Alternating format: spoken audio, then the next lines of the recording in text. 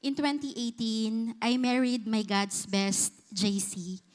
We always desired to become parents, so we prayed to God to give us a child to complete our small family.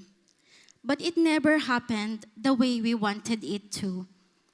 After years of trying, we still could not get pregnant. I consulted different doctors, but having a baby seemed next to impossible. Whenever I saw someone carrying their own child, I felt envious. I asked the Lord, when will you give us our own child? But he seemed silent. Months after months had passed. I got tired of seeing negative lines in pregnancy test kits and slow progress in my fertility. We were losing hope that our prayers would never be answered. Hence, we decided to let go of our desire to have a baby of our own. We stopped the doctor's consultations and just enjoyed our life as husband and wife, even without a child. In 2021, we decided to move to Manila for work and new plans. My husband's relatives told me to consult to this Christian OBGYN who was known for helping married couples conceive. So I decided to go and meet her. To my surprise, she told me that I have a healthy ovary and we only need to wait 6 months to conceive. After 6 months, nothing happened, but she referred us to fertility doctors. And then they also told us that everything was fine. We started taking medications and went through various tests. After a month, I decided to take a pregnancy test. That was the first time I saw a positive line after 5 long years. Praise God. We cried with tears of joy and eventually found out we're having a baby girl. But after a month of being pregnant, I experienced heavy bleeding, and the sonologist saw something in my baby. My OB explained that my baby had a case of prenatal high drops, which only 10% of babies survive. She was diagnosed with cystic hygroma, a lump at the back of her neck, which may affect her development in even her life too. I felt sad, demotivated, and cried hard. After waiting for almost 5 years, we got what we prayed for. But then here we are again, facing another challenge. My OV then referred us to perinatologists, a specialist for high-risk pregnancies. But he confirmed the cystic hygroma and that my baby will not experience a normal life. In most cases, babies with this case live for only 22 to 28 weeks inside their mother's womb. He also added that in other countries with babies in this case, most women can choose or can have abortions. But my husband and then I never questioned God, nor did I feel anger towards God about what was happening. We just prayed to God to give us comfort during that time because it was the heaviest struggle we faced. After a month, I asked my doctor to have my checkup to see if my baby still had a heartbeat for our own safety. God moved miraculously. My OB saw great progress.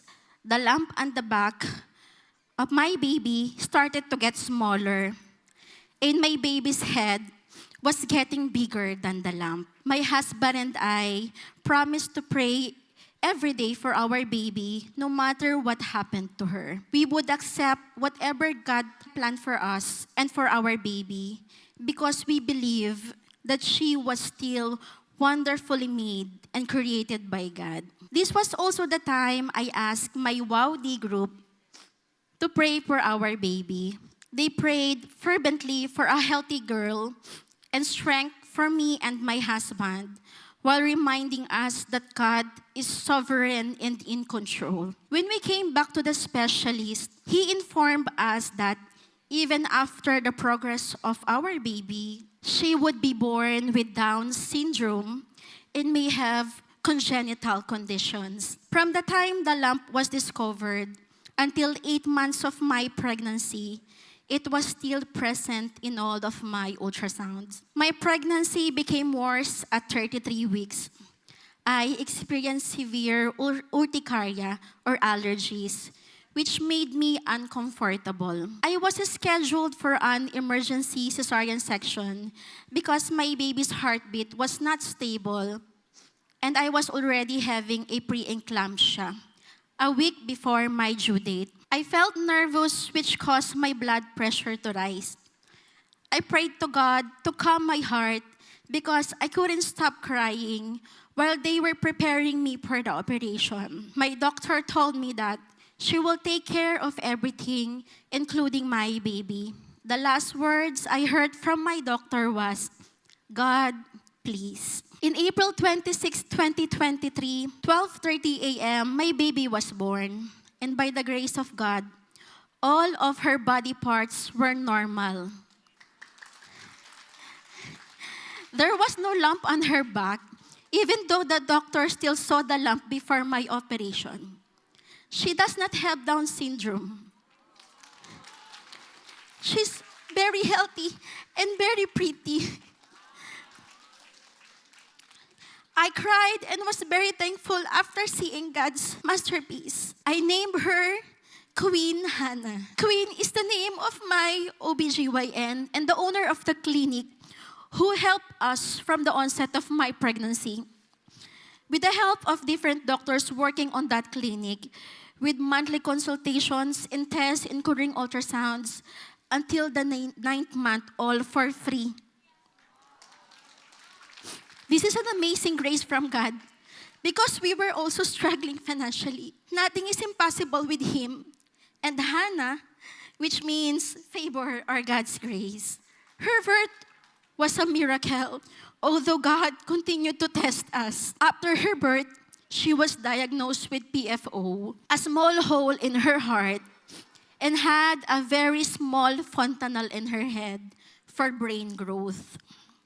Her pediatrician referred us to have a series of ultrasound at National Children's Hospital. At that place, I saw different kinds of children with worse cases of abnormalities. I cried and whispered to Hannah, "This will be the last time we will be here, anak. God will continue to heal you. And He has proven that since you were born." With all God's glory, after waiting for 6 months of observation, all the tests were not worrisome. Hannah's hole in her heart was gone. The fontanelle miraculously became bigger each month, and today she has a normal-sized head, and her development was according to her age. Truly, Hannah is a miracle baby. She's 16 months old now, still healthy, in bringing joy to us. We praise God for His grace, miraculous power, and for answering our prayers all those years ago. Even though the journey was difficult and our faith was tested, it is confirmed that He is our great physician and doctor, who has the final say over Queen Hannah's life. To God be all the glory.